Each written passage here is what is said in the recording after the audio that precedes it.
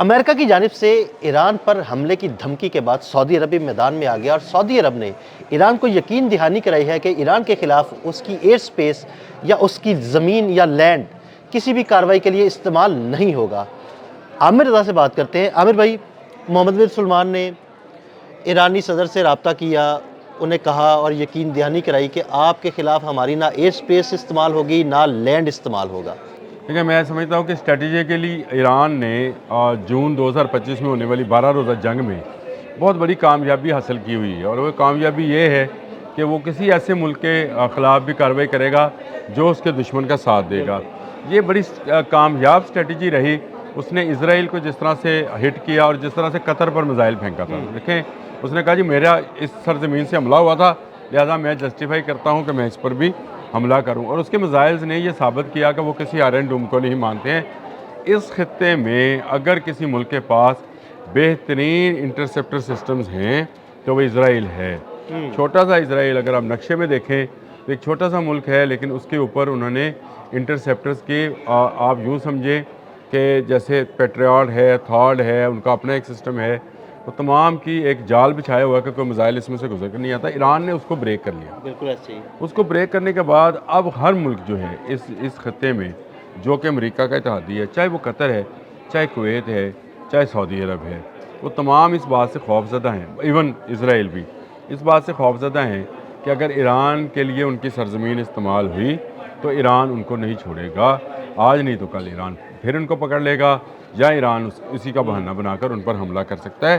دیکھیں، بہت لمبے عرصے تک سعودی عرب اور ایران میں کولڈ وار رہی ہے، ایسے ہی ہے۔ اس میں کوئی شک نہیں ہے کہ اسلام کے دونوں جو سیگمنٹ تھے ان کی آپس میں ٹسل بازی رہی۔ ایرانی جو تھے ان پر پابندی بھی رہی سعودی عرب جانے پر، اور سعودی عرب کے لوگ بھی جو ہیں وہ ایران نہیں جاتے تھے، لیکن بہت عرصے کے بعد ایک ایسا ماحول پیدا ہوا کہ سعودی عرب اور ایران جو ہیں ایک دوسرے کے قریب بھی آئے۔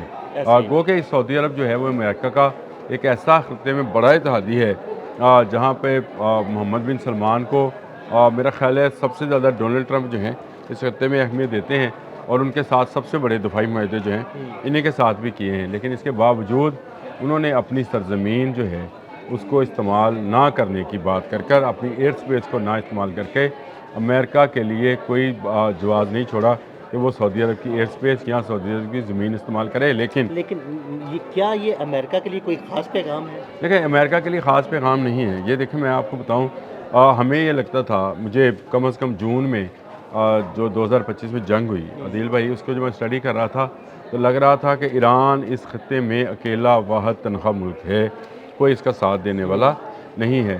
دیکھیں، آپ کا زبانی ہی صحیح، لیکن آپ نے سالیڈیرٹی تو دکھائی۔ بالکل۔ آپ نے کسی خوف کی وجہ سے دکھائی، لیکن آپ نے سالیڈیرٹی دکھائی۔ آپ نے کہا کہ ایک اسلامی ملک پر آپ حملہ نہیں کر سکتے۔ میں یہ اس کو اسلامی اتحاد کی ابتدا کہہ سکتا ہوں۔ دیکھیں، اس سے پہلے متحدہ عرب امارات نے یہی بات کی، انہوں نے کہا ہم اپنی زمین اور اپنی سپیس نہیں دیں گے۔ قطر نے بات کی، کویت نے کی، عراق نے کی، اور اب آ کر سعودی عرب بھی جو کہ خطے کا سب سے بڑا ملک ہے، اس نے بھی یہی بات کر دی۔ تو اس کا مطلب یہ ہے کہ امریکہ کو یہاں پر سے زمین نہیں ملے گی، اور اس کی بنیادی وجہ میں نے آپ کو شروع میں بتایا کہ ایران نے جو بہادرانہ طریقے سے تمام ممالک کے اوپر جو ہے اس نے یہ کہا تھا کہ جس نے بھی حملہ کیا میں جسٹیفائی کرتا ہوں اس پر حملہ کرنے کو۔ تو یہ آج کل جو ملک فتح کرنا ہے نا، یہ اس طرح سے نہیں ہے جس طرح سے ہم سمجھ رہے ہیں کہ پرانے زمانے میں بادشاہ گھوڑوں پہ بیٹھ کے آتے تھے، ملک فتح کرتے تھے اور وہاں اپنی بادشاہت قائم کرتے تھے۔ یہ چاہے ویتنام ہوئے چاہے افغانستان ہوئے، کیا ویتنام اور افغانستان میں امریکہ آج تک بیٹھا ہے؟ نہیں، بالکل بھی نہیں۔ بھاگنا پڑا۔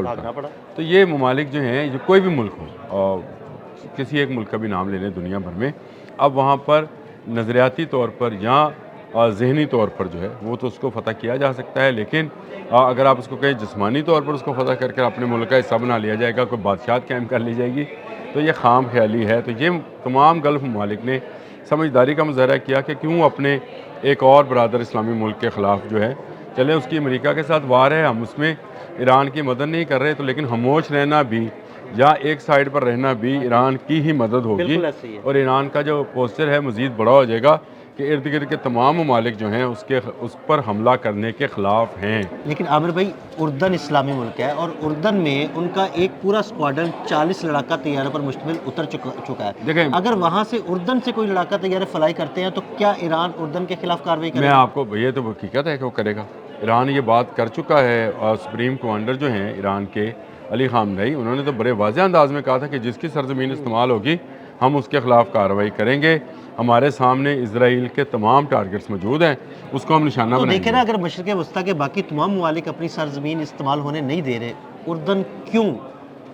دیکھیں، پہلی بات تو یہ ہے کہ ضروری نہیں ہے کہ تمام ممالک اتنا پریشر لے سکیں جتنا سعودی عرب۔ دیکھیں، سعودی عرب ایک بڑا ملک ہے، ایسے ہی کویت وہ ملک ہے جس نے امریکہ سے ہی قرضہ لینا ہے، شاید آپ کے علم میں ہے یہ نہیں ہے۔ اسی طرح سے جو باقی ممالک ہیں جیسے قطر ہے، تو قطر کی نے تو مہربانی کی ہوئی تھی کہ اس نے امریکنز کو اڈا دیا ہوا تھا، لیکن اب اس نے بھی انگلینڈ سے جہاز منگا کر وہاں پر حملے کیا تھا، ٹائفون جو ہیں وہ کھڑے کر لیے ہیں۔ اس کا مطلب یہ ہے کہ وہ ممالک جو خطے میں ایسی اہمیت رکھتے ہیں کہ وہ امریکہ کو انکار کر بھی دے تو امریکہ ان کے خلاف کوئی کارروائی نہیں کر سکتا، وہ ممالک تو انکار کر گئے۔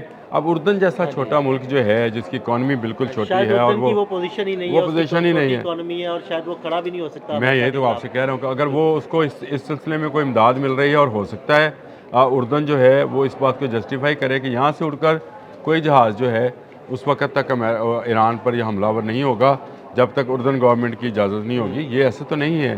ہو سکتا ہے وہ دفاعی نقطہ نگاہ سے، جس طرح قطر نے انگلینڈ سے جہاز منگائے تو وہ کہے جی میں نے امریکہ سے جہاز لیے اپنے دفاع کے لیے، تو یہ ضروری نہیں ہے۔ گو کہ اب یہ پاسا جو ہے کسی اور طرف، یہ گیم جو ہے، یہ جنگ جو ہے کسی اور طرف جا رہی ہے۔ یہ آبنائے ہرمز میں اور جو پرشین گلف ہے اس کے اندر لڑی جانے والی جنگ نظر آ رہی ہے۔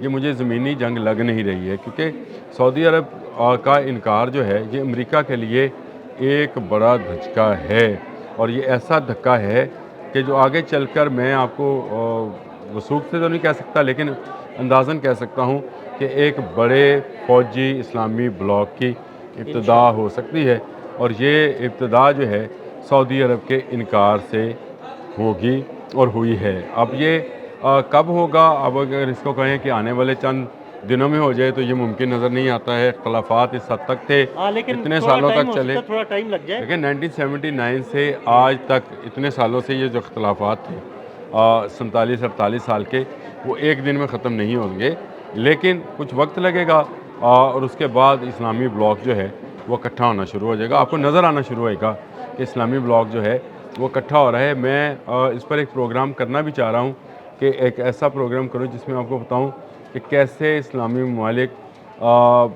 بہت ہی کم رفتار سے ہی صحیح لیکن آہستہ آہستہ امریکہ کے دفاعی ٹیکنالوجی سرکل سے باہر جا رہے ہیں۔ آپ کو ابھی لگ رہا ہے کہ جیسے کتنے $100 ارب کا معاہدہ کر لیا محمد بن سلمان نے، قطر نے، لیکن اگر آپ ذرا باریک بینی کے ساتھ دیکھیں گے تو آہستہ آہستہ بہت ساری دوسری ٹیکنالوجیز، بہت ساری دوسری جو ہیں اسلحہ ساز ممالک وہ اپنی پینیٹریٹ کر رہے ہیں۔ گو یہ اس کی رفتار آہستہ ہی اور آہستہ ہونی بھی چاہیے، ایک دم سے آپ بڑے دشمن کے سامنے آ کھڑے نہیں ہوں گے، لیکن اسلامی بلاک کی میں نے آپ سے بات کی ابتدا ہے وہ یہ سعودی عرب کی نہ ہے۔ بہت شکریہ عامر رضا جی، بالکل عامر رضا نے بڑی تفصیل کے ساتھ اس سارے معاملے پر روشنی ڈالی۔ عدیل احمد اور عامر رضا کو اجازت دیجیے گا، اللہ حافظ۔